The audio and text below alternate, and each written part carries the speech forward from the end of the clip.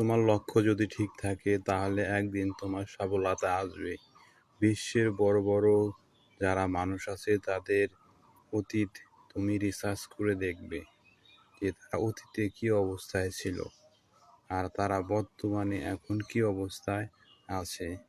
যেমন আকিস group, Partex group, আরও বাংলাদেশে অনেক সুনামধন্য কোম্পানি আছে।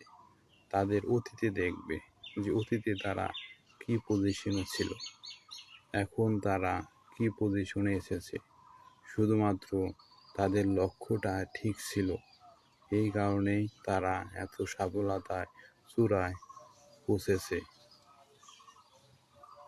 তোমার ভালো কাজ করতে গেলে অনেক ধরনের বাধা বিপত্তি আসবে, কিন্তু তোমার লক্ষ্যটা ঠিক রাখতে হবে।